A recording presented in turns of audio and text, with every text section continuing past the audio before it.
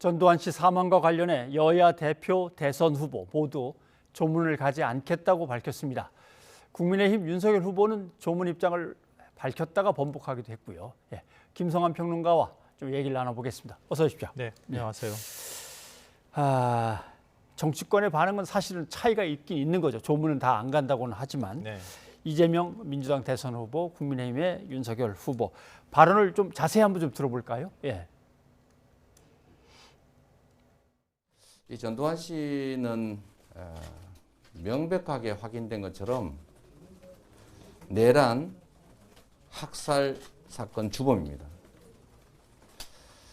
그런데 이 최하 수백 명의 사람을 살상했던 자신의 사적 욕망을 위해서 국가 권력을 찬탈했던 이 결코 용서받을 수 없는 범죄에 대해서 마지막 순간까지도 국민께 반성하고 사과하지 않았습니다.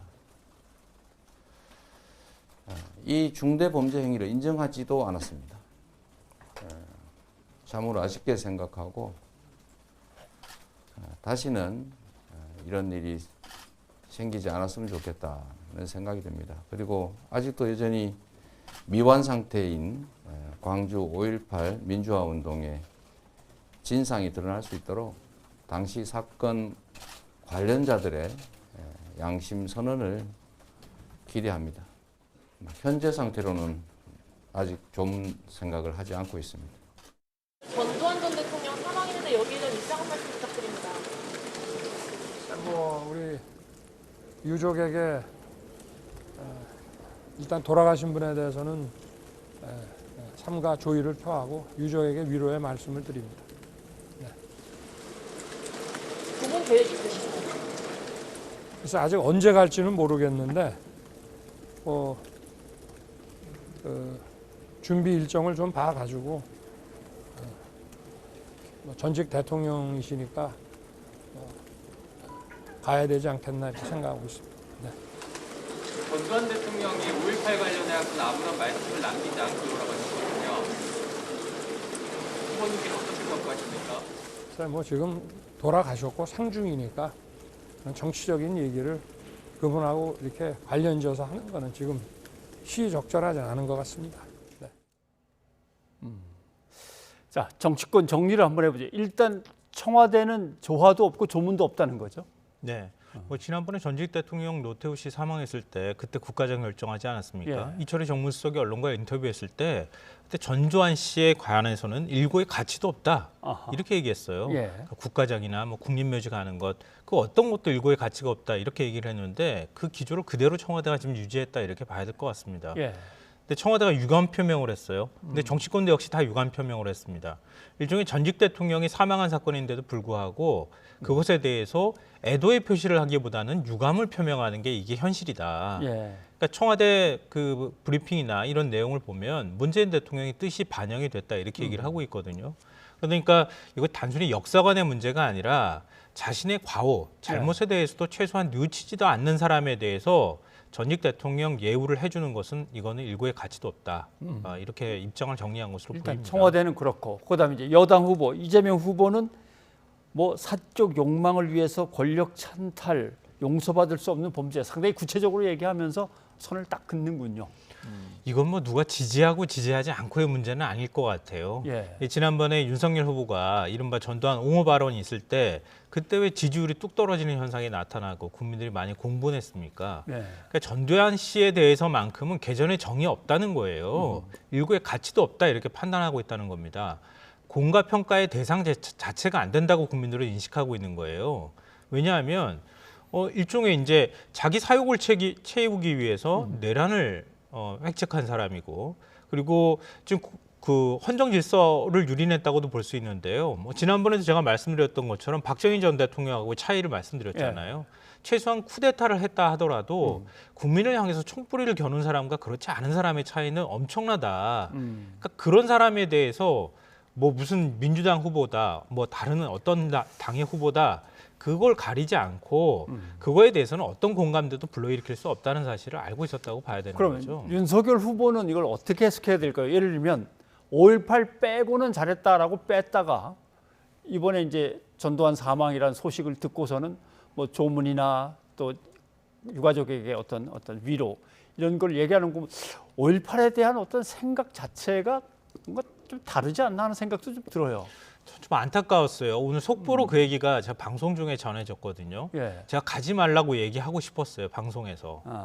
그러니까 정무 감각이 없는 거예요. 그러니까 본인이 전당 옹호 발언 있고 그 뒤에 개사과 문제까지 나오고 난 다음에 얼마나 곤욕을 치렀습니까? 예, 그렇죠. 그리고 그 다음에 광주를 찾아가서 사과하려고 했는데 사과가 받아들여지지도 않아서 결국은 5.18 국립묘지 앞에서 추모탑까지도 가지도 못하고 그 앞에서 사과를 했고 예. 그리고 그 목포를 내려갔잖아요. 김대중 기념관까지 방문하고 이런 행보까지 보였는데도 불구하고 전두환 씨가 사망한 사건이 발생했음에도 불구하고 그것에 대해서 난 조문 가겠습니다. 일단 이렇게 얘기를 해버리면 그러면 그 이전에 했던 모든 행동이 다 또 의심받게 되는 거 아닙니까? 오늘 그 경선 때 후보들하고 같이 오찬하는 자리가 있었잖아요. 그렇죠. 예. 그 오찬장에 들어가기 전에 한 발언이라 그래요. 근데 그러고 난 다음에 2시간 정도 뒤에 지금 조문하지 않겠다 이런 입장을 밝혔는데 그것도 본인 입으로 밝힌 것도 아니에요. 수석 대변인이 밝힌 거거든요. 근데 그 사이에 윤석열 후보가 그렇게 얘기하고 지금 그 당시에 그 경선에 또 후보들하고 같이 식사를 하면서 경선 후보들은 다 뜯어 말렸다는 거 아닙니까? 예. 절대 가면 안 된다. 다시 전두환 옹호 발언의 악몽이 다시 재현될 수 있다. 그리고 주변에서 다 만류를 했다고 하는데 다른 사람은 다 알고 있는 얘기를 왜 본인은 모르냐는 거예요.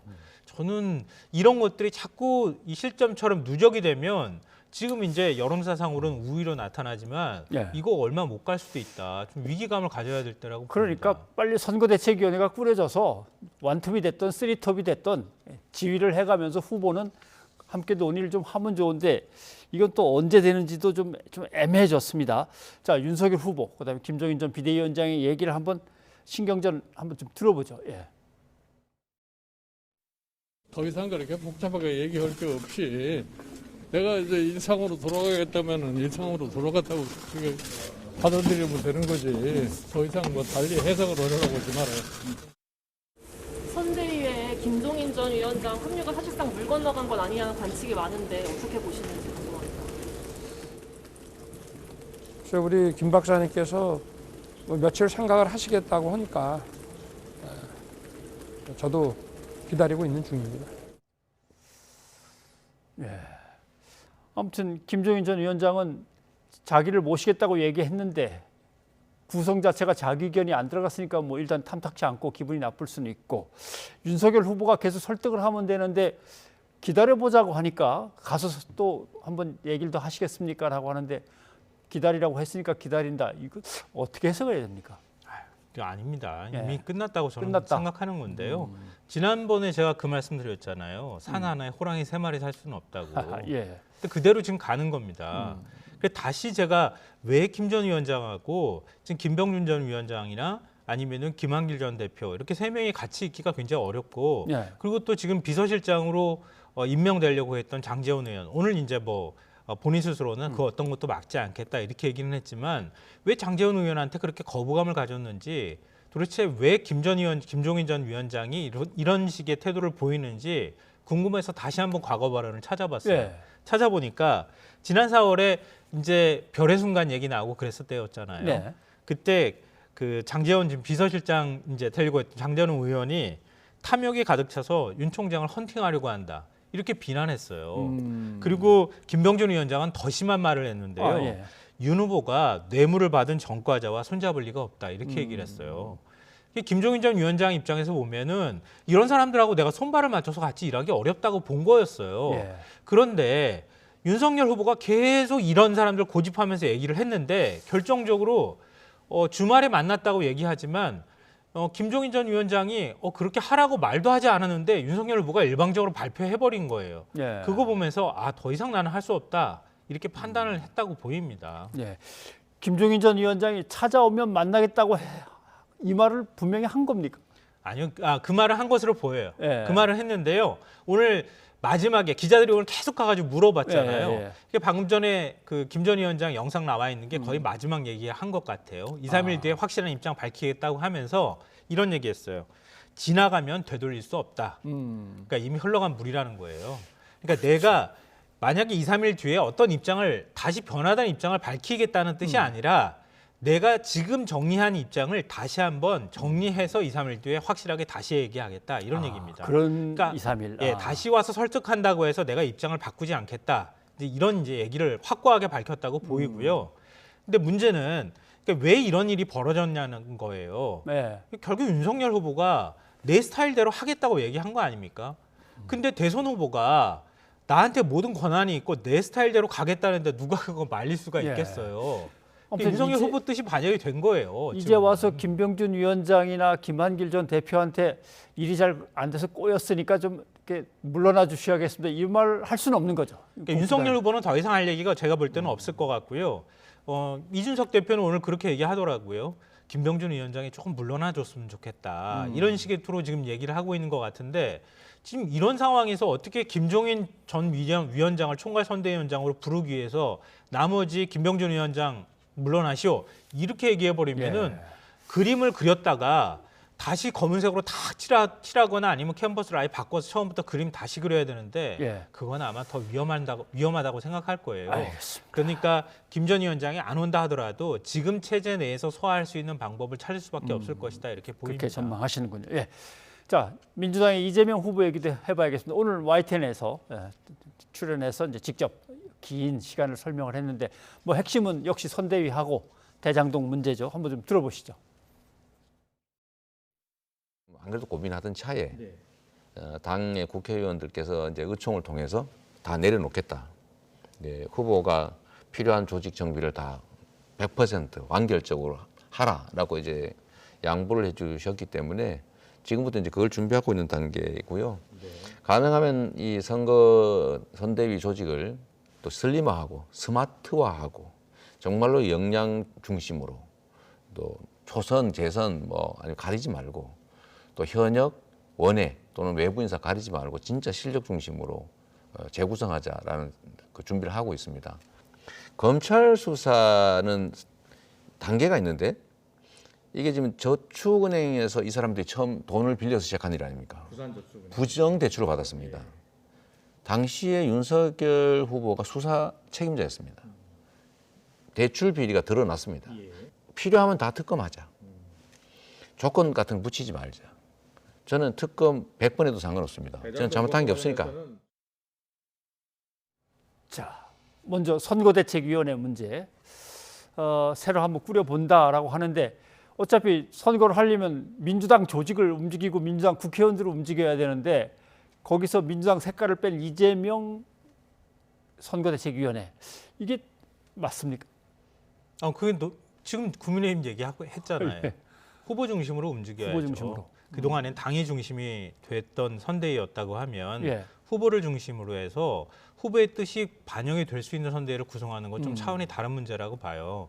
기존의 선대위 구성은 의원들을 선수별로 배치를 하고 공동선대위원장도 10명도 넘었거든요. 그럼 누구 하나 결정할 수 없는 구조가 돼 있었다는 거예요.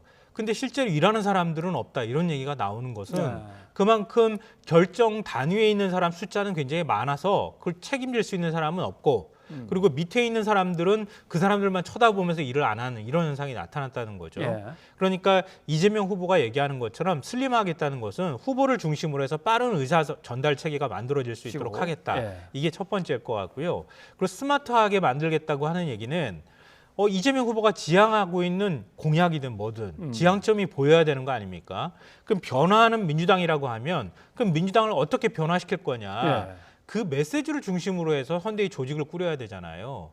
예를 들면 기본소득을 중심으로 해서 뭔가 위원회를 만들든 아니면은 청년을 중심으로 해서 뭔가를 만들어서 여러 개의 선대본부 체제를 만들더라도 만들어서 움직일 수 있도록 하고 그리고 후보를 중심으로 해서 뭔가 의사 전달이 빨리 이루어질 수 있도록 보고가 확실하게 되고 거기서 결정되면 일사불란하게 움직일 수 있는 그런 형태가 될 수밖에 없다는 거죠. 아무튼 이 과정에서 당이 정권을 위임하겠다고 하고 뭔가 뒤를 갖다 따를 모양새를 좀 갖춰주니까 그래도 여기는 그렇게 돌아갈 것 같긴 한데 일단 한번 지켜보십시오. 그리고 대장동 특검 문제인데 자 대장동 비리의 시작을 따지다 보면은 거기에 돈을 댄 부산저축은행 그것도 부실 대출이었는데 그걸 제대로 수사 안 한 검찰의 문제가 있다. 이렇게 하면서 다 함께 특검으로 들어가자라고 하는 건데 가능성은 얼마나 있을까요? 일단 뭐 여야가 그 부분에 대해서는 공감하고 있는 거 아닙니까? 일단 특검으로 가자. 그러면 검찰 수사를 통해서 지금 제대로 밝혀지지 못하는 미진한 부분이 있다고 네. 여당은 여당대로, 야당은 야당대로 생각하고 있는 거잖아요. 예. 특검 가겠다고 하는 것에 대해서 동의가 된다고 하면 네. 그럼 수사 대상만 남아 있는 거잖아요. 네, 그렇죠. 지금 이재명 후보 입장에서는 부산저축은행 사건 수사 제대로 하지 못했던 거, 당시에 부실하고 불법 대출했던 거, 그게 지금 대장동의 시작이었으니 그때부터 하자고 하자. 얘기하고 예. 50억 클럽도 지금 제대로 수사하지 않았는데 곽상도 의원 아들 50억 들어간 거 그것도 수사하지 않았으니까 그렇죠. 그것까지 A부터 Z까지 다 전부 다 하자 이렇게 얘기하는데 국민의힘에서는 아니 왜 부실 대출권까지 수사 부실하게 했다고 하는 것까지 좀 물고 들어가느냐 이렇게 얘기를 하고 있다는 거죠. 일단 이재명 후보가 그동안에 대장동 의혹과 관련해서 수세에 몰려서 계속 회피하는 듯한 태도를 보였다고 하는 거예요. 예. 근데 국민 여론이 거기에 따라서 움직여주지 않으니까 이제는 특검까지 다 수용하겠다 이렇게 나온 거잖아요. 그러니까 어찌 보면 대장동 문제에 있어서는 이제는 여야가 똑같아졌다. 아하. 여기서 대장동 특검을 받기 위해서 여러 가지 이제 특검 구성과 관련해서 또 특검 인선과 관련해서 계속 갈등을 벌이지만 갈등 벌이는 것은 그냥 이미 평평한 운동장에서 서로 간에 다툼을 벌이는 것으로 끝날 것이다. 예. 그러니까 이제는 대장동 문제는 지지율에 상대적으로 크게 영향을 못 미치는 이슈가 될 수밖에 없는 것이다라고 생각합니다. 네, 알겠습니다. 자, 오늘 여기까지 듣도록 하겠습니다. 김상환 평론가 고맙습니다.